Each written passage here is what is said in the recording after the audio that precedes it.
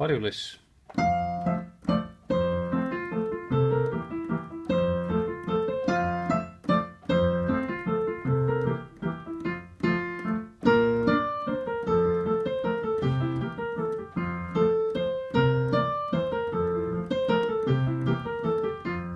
Vaatame meloodia üle.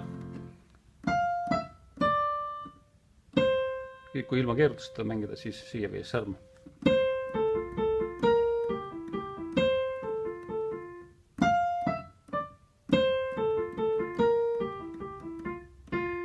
Kui keerutustega, siis alustage mingi kolmanda särma näiteks.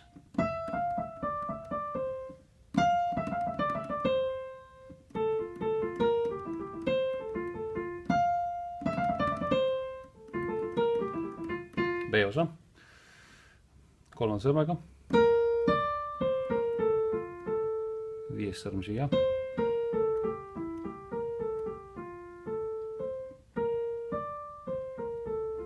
viies. Et üldiselt on need klahvid hästi mugavad sõrmede all, kui te ära ei unusta selles kohas, et viiendat sõrma panna, siis lihtsalt liigutan natukene sinna poole.